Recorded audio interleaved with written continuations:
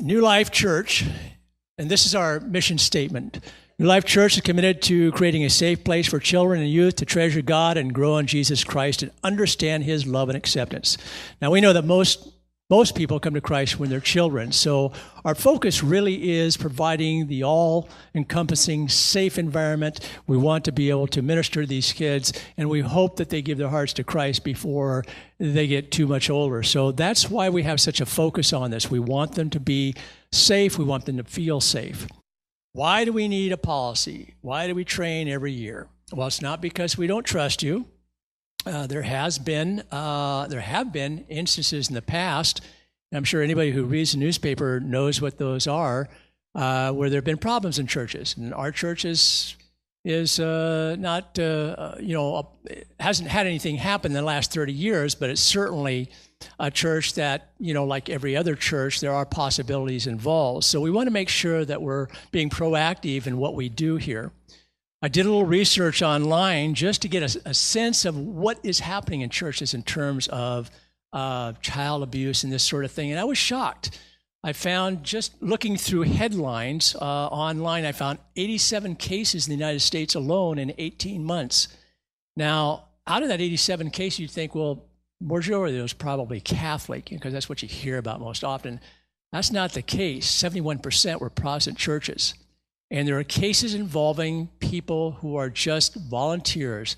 Not very many, I will say not very many ministers or pastors were involved in those indiscretions, but a lot of people who were just working, rank and file people working with children. And some of these churches got sued. So the reason for this training is to protect us as a church body, as a community, as well as protect our children. So three things here. Obviously ensuring the safety of our children, protecting us as volunteers and paid staff, anybody who's working with children, and safeguarding the reputation of the church. Let's look at some definitions here. First of all, an adult worker. 18 years of age or older, they may be volunteers, interns, or paid staff. These are the folks that are primarily responsible and required to be with the children. Regardless of who else is in that program or ministry service, these are the adults, these are the people that are primarily held accountable for what goes on with those children. Youth workers, unlike many churches that don't allow people under the age of 18 to serve in a ministry capacity, in this church we do, 13 to 17. They still have to go through the same training, and they do qualify as being a part of a program. The only difference is that they are not qualified to be one of the workers under the two-worker policy, and we'll talk about that in just a little bit. Children are, of course, those who are under the age of 13. Those are the ones who we are serving and ministering to. Who is required to take the training? Well, you're sitting here. These are the people that are required. If you are a staff member, an elder, a church member, anybody who has in any way or is being involved in some way with supervising or working with children, then you have to go through this training. Application process, the first step in that is where we're at right now. You have a written application with references if you're brand new. And if you are brand new to working with children, you will have to have those references, and those will be checked out. If you're interested in more than one area, and you can work in multiple areas, of course, the ministry leader that you would have the interview conducted with would be your primary ministry. So if you're in two or three areas, but your main one is this particular one, that's the person who would do that. You don't go through interviews with each ministry leader. You need to be, it's kind of required that you're here for at least 6 months, although there are exceptions to the rule. If you are somebody who has been going here for 2 or 3 months and you wish to serve, certainly apply. There's an interview process, and on a case-by-case basis, then you may or may not be selected. Once a youth turns 18, then they are subject to a background check. So if you are a youth, 16, 17 years old, working in a program area, when you turn 18, that's when you have the background. Reasons for refusal or dismissal. And this is the area where it almost goes unsaid. If you've had any conviction or any form of physical or sexual abuse of children, you're out, okay? Other criminal histories may not be a factor depending on what it is. And we could go through a whole list, but it could be a DUI or something like that. But that would be something that would be sort of sifted out in an interview process, and then the church would make a determination whether or not to accept you. The privacy of all applicants is respected, however. So if you do go through an interview, somebody talks to you about this stuff, don't fear that that's going to get out. It's kept private. It's in a file, and nobody else looks at that. Supervision guidelines. First of all, we have the two-worker rule. Now, this rule is sometimes viewed as unimportant and somewhat of an overkill, I think, by many ministry leaders. And I think possibly at the middle school and most likely at the high school level, this is probably the case. I know that this is seemingly unnecessary, especially in a Christian body. But again, one of the reasons why we do this is to protect ourselves. We've had situations, I've known of at least one situation in a church setting where there were two people in a child care program in the church. One person left to get something. In the meantime, a child was supposedly had an accident of some sort in the area. There was one worker there. The mother came in and accused the worker of causing the accident. Now, it didn't result in a lawsuit or anything like that, but there's a good reason why you need two people present. I don't think that would ever happen here. I'm not saying that's a possibility even, but still there are reasons like that that we need to be aware of, and that's why we have that two-worker policy. Under the two-worker policy, if both of the workers are members of the same household, you need to have a third adult worker there, okay? Because you don't qualify as two workers if they're from the same household. Bottom line is just make sure you use good judgment at all time. I think that's the bottom line. Youth workers may assist adult workers but never replace them. When youth workers are participating in the ministry activity, they are not considered workers under the two-worker policy, and we just talked about that. The two-worker rule also applies to transporting kids in a car. The exception would be if it were a caravan and you're taking 30 kids to the beach on a retreat and you got 4 or 5 cars, and that's not a problem. One driver per car, one adult per car is fine. This has been a question that we've had around, I guess, for a few years, and I was told that this is one thing we need to make sure everybody understands. It's sometimes a problematic situation if you don't have enough workers, but it's something you'll just have to work out. I might add that New Life Church is released from any responsibility for any allegations or claims resulting from transporting minors when a worker is off duty and is transporting a student to or from something. So this concept of on duty, off duty, we'll talk about in just a little bit, but New Life Church is fully responsible in a court of law if something happens under their supervision when it happens within the church. But if you're a ministry leader and you're taking a kid home, or someplace else, and it's not connected in any way with a program that you may be involved in, then you're running a little bit of a risk. Hope not too much of a one, depending on the kid you're transporting, but you want to be careful of that.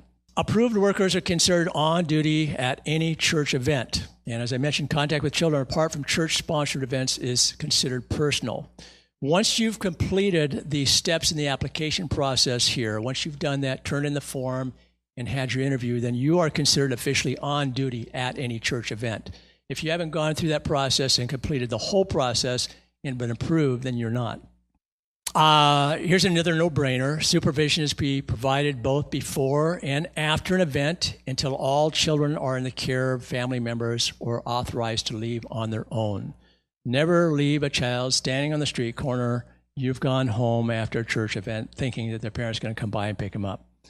And I hope that's a no-brainer, but that's something we need to state, certainly. Overnight activities require adult chaperones. There's your beach trip. If the event is co-ed, then the chaperones have to be co-ed. And one important rule is that if you're a single chaperone, you're not allowed to sleep in the same room as the ministry participants. All chaperones, just like you, have to go through the process, the steps in the application process. I might also add here that's important, and this sometimes happens, I think, on retreats. If you're a youth leader and you're counseling a youth, be aware that you need to be within eyesight at all times. I wouldn't take a child off to someplace secluded and counsel them or talk to them about a personal problem or something like that, unless you're within eyesight of someone else.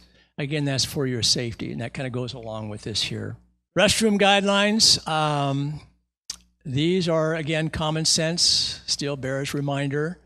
If you're in charge of a young children, infant program, a toddler program, never touch a child's private areas except as necessary when changing diapers. Diaper changes should be done in the nursery area in view of others or another worker. Children under the age of 5 should be assisted only as needed in the bathrooms, and the door should never be closed.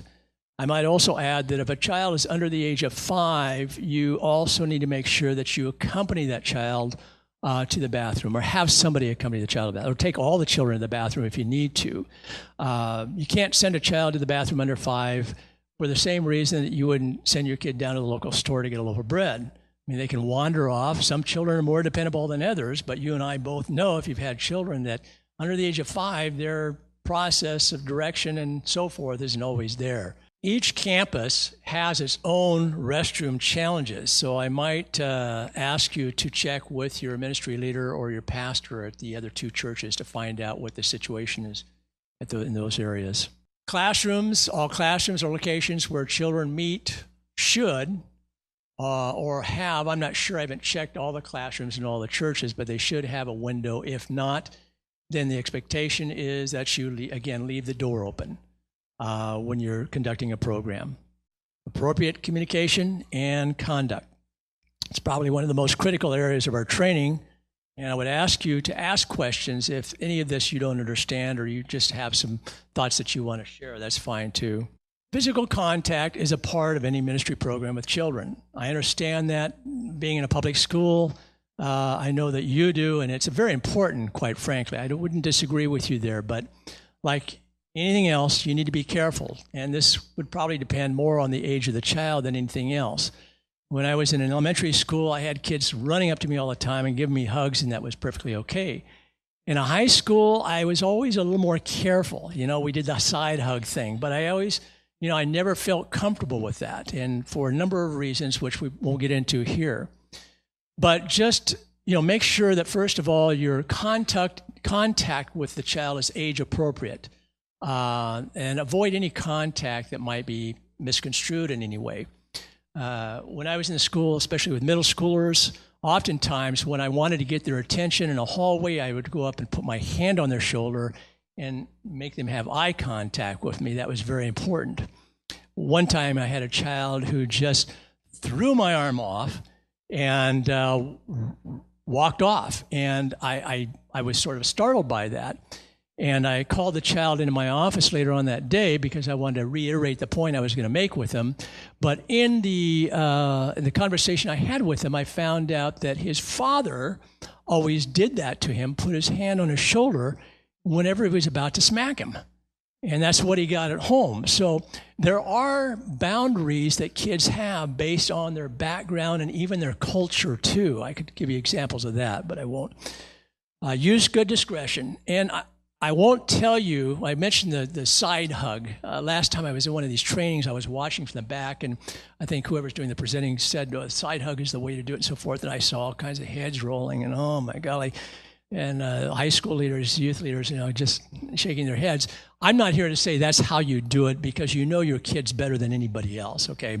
That's just an example of how you can get around and be assured that you're not going to have problems. Never, and this again goes without saying, never intentionally do or say anything to a child that could be construed as negative in the sense of causing physical or mental injury. Never spank, hit, grab, shake, physically discipline a child. the way I was raised in the old days. When I went to elementary school, I got spanked a few times, and they can't do that anymore in public schools, and nor can you any other place in society. So you got to be careful with that. Discipline, if you have a disciplinary problem, the best thing to do is go to your ministry leader, take the child to the parent, if the parent's available, and consult with them, basically, because your role here is not to discipline a child.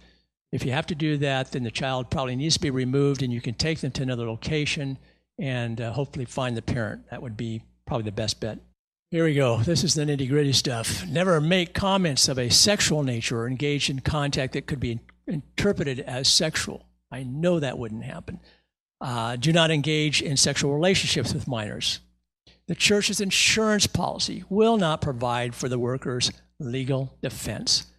Okay, so if you get into any kind of trouble, you're on your own. So hopefully you have a healthy wallet and a good attorney. Now, I know that is not going to be a problem here, but again, we have to mention it just to be safe. Children with special needs.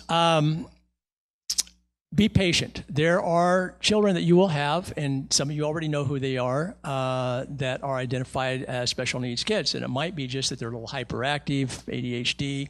Could be they have a real learning disability, and it could be that they're emotionally disturbed too. In a public school, this is commonplace. I mean, we have whole departments and tons of money to deal with these situations, and some of our classrooms with special needs children have 1-on-2, 1-on-3 relationships or ratios for those classes. You don't have that benefit here. So the best thing to do is make sure you check the parental form that's filled out, and make sure the children in your group, if they do have special needs, find out what those are. Consult with the parents first, and make sure that you know how to deal or handle with those children. If you need more workers in a program because of a particularly difficult situation, it's best to plan ahead of time, call in reinforcements if you need, or talk to your ministry leader or youth pastor about it, because that can be a difficult thing for your whole ministry if you've got 1 or 2 children there that whose needs aren't being met. This is the one I love. I used to love this. And now I love to talk about it, but this is one reason I'm glad I'm not in the schools anymore. Electronic communication just drives me nuts. If you're a parent of a teenager or you're a teacher who works with teenagers, this is a big problem in schools. This problem has resulted in a whole policy change in a lot of churches, certainly, and also in schools. For many young people, if you haven't noticed by now, and if you haven't noticed, you've been blind, but if you watch kids on the bus or on street corners, they've constantly got their head down looking at something in their hand. It used to be in the old days, they would actually look at you and communicate and write letters back and forth, notes in the classroom. They don't write notes in classrooms very, very much anymore. They simply take out their cell phone and they text each other, which teachers love.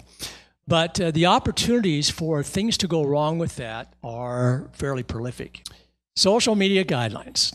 Children and youth workers must not transmit any content that is illicit, unsavory, abusive, pornographic, discriminatory, harassing, disrespectful when communicating with each other or with ministry participants. Now, that's a broad range, and it all happens with teens, not necessarily with the same teens all the time, and sometimes with none of the teens in certain areas, but it does happen. It's part of their culture. Photos are a particularly touchy area, and this has just been fairly recently. Photos of minors must not be posted on email or in public forums without the written consent of parents. A lot of reasons for this. Many of them have to do with just family situations, custody disputes, divorces, restraining orders, things of that sort. In the schools, we had kids there that were there sort of secretly. The parent had left the father who was abusive and taken the kid to our school, and so we weren't allowed to print their photos, even if they made the honor roll or something like that. Same thing applies here. It has to have approval from the parent. Many parents just simply don't want their kids' whereabouts to be known. When communicating electronically, all ministry leaders and workers are considered on duty, okay? And anything that you do electronically between you and children should not be considered private. If you do anything by internet, you know that you can consider it as public, because that stuff doesn't just stay in one person's apparatus. Sometimes it's sent out all over the place. And once you send it, you have no way of controlling it. All electronic communication between workers and adults and youth is subject to review upon request by New Life Church pastors, the Child Safety Committee, parents, guardians, or any of the church's legal representatives. I want to add one other thing there about the photo thing, and before we go too much further, because there was a situation that occurred to me just my last year as a principal, in fact. We had a lot of this thing called sexting going on, and you probably read about that. Some of our prominent politicians have been recently guilty of that, fortunately out from Oregon. But that is a huge problem with kids. And I remember one young lady, and it was probably the last one I dealt with, that was a prominent member of her church community in Gresham, was very active in the community, did a lot of volunteer work, popular with the kids, very good Christian. I had many conversations with her, just in between classes and so forth. She had a boyfriend that she just felt absolutely head over heels for, and just was totally enamored. The boy eventually got tired of her, as usually the case with middle schoolers, and left for someone else. I think it was probably after about 3 or 4 weeks, which is about the right timeline for those kids. But they broke up, and the girl was just despondent, totally despondent. She'd seen her counselor and everything. Well, at any rate, the boy said, "Okay, I'll get back to you if you'll do this." And it resulted in the young lady sending a photo of herself, a very inappropriate photo, as a matter of fact. And although the boy didn't put it on Facebook or something like that, he showed it to a number of his friends, and it just went viral in the school. We had to actually move that child to an entirely different school district. Probably the only situation like that I was ever involved in, and I recommended that highly with the parent, because the girl just was being bombarded with harassment after that. So there are reasons why we want to try to control this whole media thing, and whether you know it or not, it is going on at all times. Okay, if you're ill, stay at home, please. If your child's ill, that would be a good thing as well. If you're a ministry leader and you've got a child in the classroom that is ill, try to, if you can, try to remove them or isolate them in some way. I don't mean put them in a closet or something, but keep them away from other kids as much as possible. Make sure you use a lot of antibacterial soap and wipe runny noses and things like that. Wash your hands and things like that. That's how it gets spread, and it's not a good thing. Injury, make sure that you are on top of this. That's why we have the 2-worker rule. If something happens, assess the nature of the injury. You might have to call 911 immediately. You do not need to check with your ministry leader before you do that if it's a serious injury. Okay, the less time you spend messing around with that kind of stuff, the better. So call 911 if it's a serious injury. Some kid falls, breaks her arm, or, I can't even think of a number of things that might happen, especially on a retreat. Do that. If it's a minor injury, then you can take care of it. In either case, though, make sure that you notify the parents as soon as possible. There is a form that you fill out, and that form should be found in the child safety notebook. And if you don't know where that's at in your church or area of ministry, then find out soon so that you can get that when you need it. First aid supplies also should be in all the different ministry areas. So if you don't know where those are at, find out where those are at as well. Child abuse, identifying and reporting. We made some not some changes on this. We added some things to this. So when you're looking at different types of child abuse, here are basically the 5 major ones that we're looking at here. Physical abuse, emotional or mental abuse, neglect, threat of harm, and sexual abuse. I would ask you, I didn't put it on the screen because it would have taken up several slides, and I'm trying to minimize here the amount of time we have you here. But if you'll check on page 6 through 8, I want you just to glance at that for a second, because in there we have added several warning signs under each of these 5 areas of abuse. Now, those warning signs are fairly common ones that I have personally come into contact with over my 36 years, at least one or another over that period of time. Now, that does not mean that just because a child, for instance, comes in and you happen to see a bruise on their arm, that they're being abused. I mean, I don't need to tell you that. It's really more how often does that happen? Is there a pattern of that occurring? And if you see a pattern of that occurring, or if there's any other strange situations that might be involved with that, and it might even be in your communication with the parent, you might get some red flags there. Then that's the time that you might want to think about making a report. One thing that's important here is that you don't want to ignore any of the warning signs. Okay? You know these kids well. I know that. And you may know their parents fairly well. But you don't know everything about every child, and you certainly don't know about everything about every parent.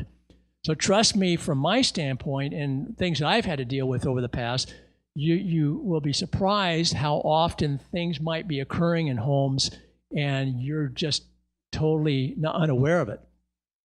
I had a little file in my office that I kept for every call that was made to DHS, Department of Human Services, which is the agency that you call when you're making a report of child abuse. Our teachers were required by law to make those reports. I got a form, and the form was filled out by the teacher, and it told what time they called and what the injury or what the nature of the suspected abuse was and so forth. And I think over a period of about, I was at one school for 9 years as principal, I had a file that was about 30 or 35 pages thick. And I would say better than half of those were valid. In other words, it resulted in a follow-up call by a police officer along with a DHS worker, and a few of those even resulted in arrest and some jail time. So you need to be very sure, but also at the same time use good discretion. Now, you don't want to go overboard and jump to conclusions, but you want to kind of make sure that you're on, you're in solid ground there, and kind of keep an eye on the child if you think there might be a suspicion of that. Child abuse can occur anywhere and be perpetrated by anybody, and usually, this is the rule of thumb, it's not stranger danger, it's somebody that the child knows. It's a person, an aunt and uncle, a relative, or a close friend of the family.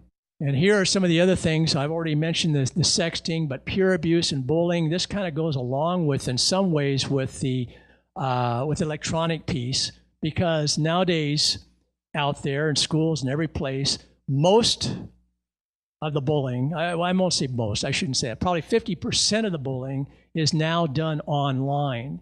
It's not, some kid approaching another kid and saying something nasty to them. They're much more sneaky now. And they do this all online. And I can tell you that seeing some of the results of that when parents have marched their kid in my office, usually upset at me because for some reason I should be able to prevent this. But they've showed me some of the things that are being done online, and it's pretty horrific. So again, as a ministry leader, especially high school, middle school, be aware of what your kids are doing and what they're texting and so forth. Child abuse reporting. Any accusation of physical or sexual abuse will be taken seriously, investigated thoroughly, and reported to law enforcement authorities as required. The safety of our children is job number one here when it comes to youth ministry. We can't do anything to hinder an investigation either, so we want to make sure we're proactive there. Should a worker, God forbid, should a worker be accused of child abuse, they must cooperate with any investigation that ensues.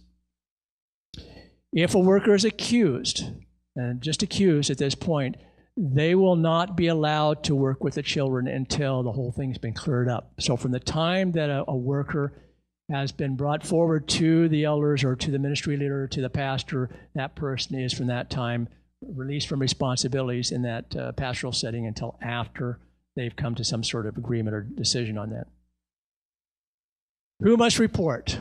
We meaning everybody in here who is a volunteer or a worker, are called mandatory reporters. Now, mandatory reporter is actually a legal term. They use it a lot in public schools because by law, if a teacher or a teacher's aide sees or perceives a suspected abuse, and if they don't report it, they lose their job and they can be prosecuted.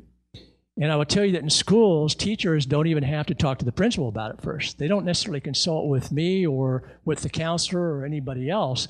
They do it because they're the ones that are perceiving it. Now, here it's a little different. We don't want you running off on the deep end here. And if you're a volunteer and you're working in a program and you think something is happening here with a child or a parent of a child or whatever, talk to your ministry leader or talk to the pastor, but consult with somebody.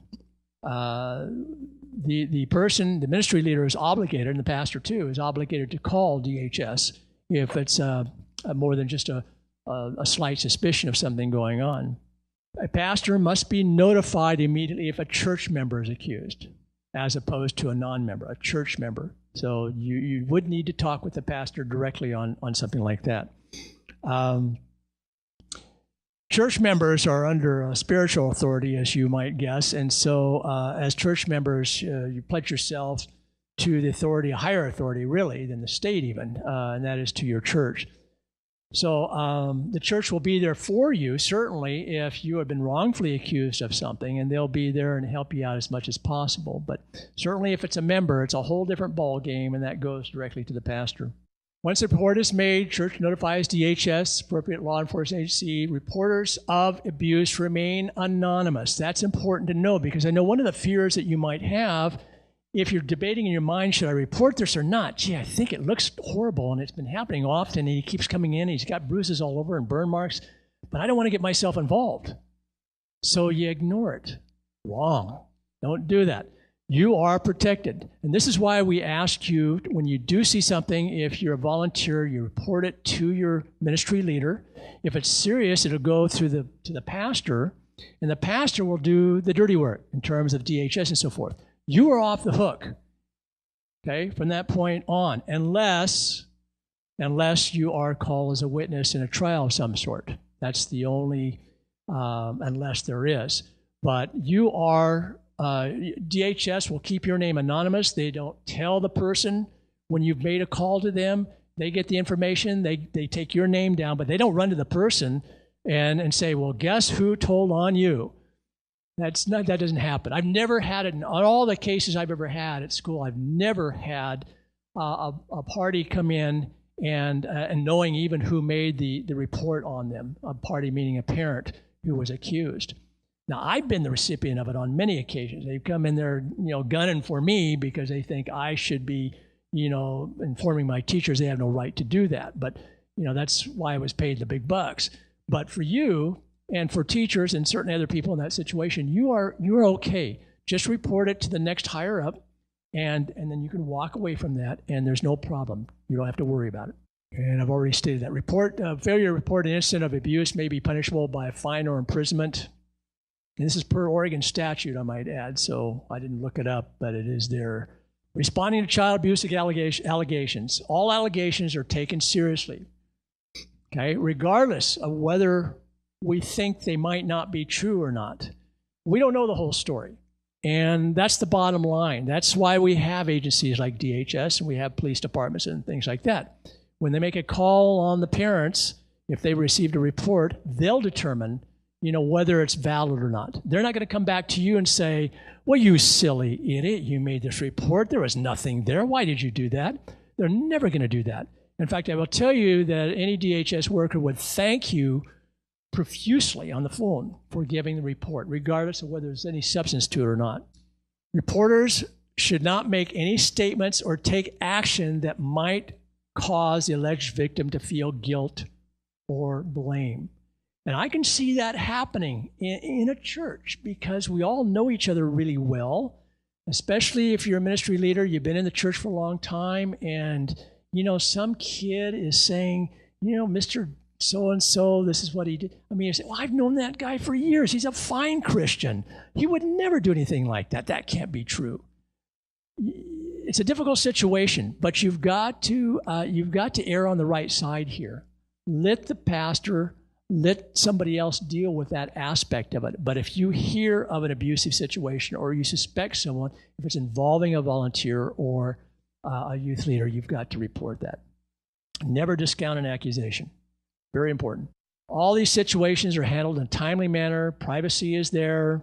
You're not to discuss these allegations. That's the other thing that is a real temptation. If you're observant of something and you're making a report to your ministry leader or the pastor or whoever, you want to go off to somebody and say, guess what I just found out? And then you're talking to your best friend, or it might be a relative or something. You can't do that. That is a major, major problem for investigations, for DHS, for police, and it can even be a big problem in a court of law once it gets down to that point, if there is any substance to it. So you've got to keep this thing private. I would suggest you wouldn't even tell your spouse, but I know how that goes. But that's kind of just my rule of thumb. If a minor disclosed abuse, the reporter should not attempt to do an in-depth interview. When somebody comes up to you, a child, or if you suspect and you get some basic information, yours is not the job to go in depth, sit down with your pad and pencil or recorder and say, okay, tell me everything you know, who did, you don't do that. One time when I was a new administrator and I had my very first one, I think it was, I was being really, I had this kid in my office and I was trying to empathize with them and give them, counseling and so forth. And so I started asking a lot of questions, and it came up in a part of a discussion I had with a police officer that came to do the investigation with the same child. And I tell you, I got raked over the coals. I was just against the wall because that officer told me that I had jeopardized the investigation.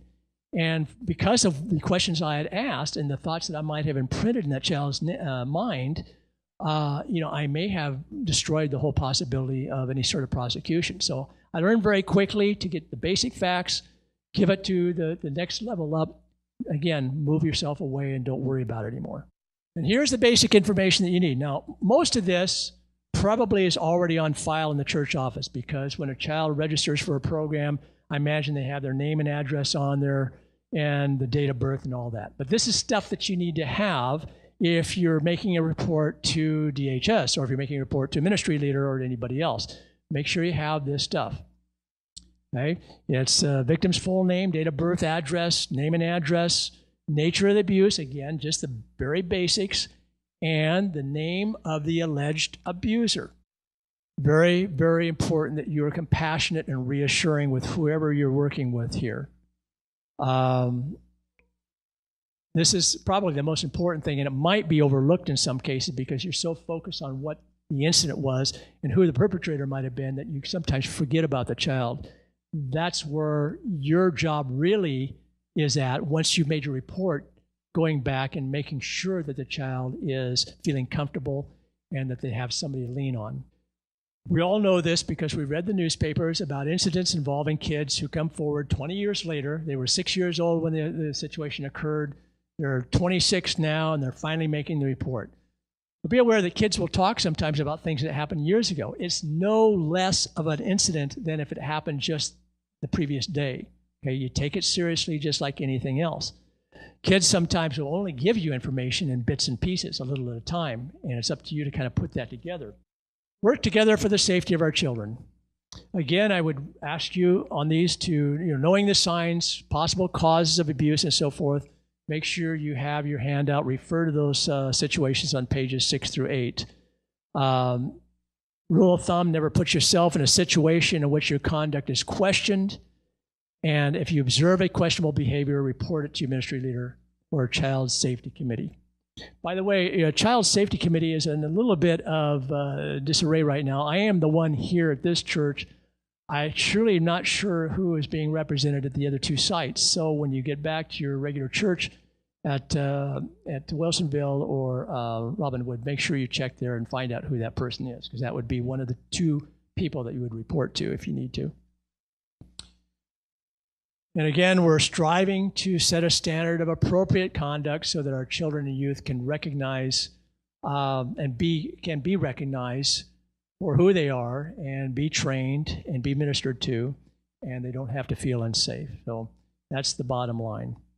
Final reminder, read this handout. The fact that you're hearing this from me doesn't necessarily mean you're getting it all, but read this handout from cover to cover if possible. Know the policy. You're expected to know the policy, and by signing that form at the end, you're stating that you have in fact read, or you intend to read very soon, the policy, but you accept the responsibility for everything that's in that policy. And above all else, either now or later on, ask questions if you have questions.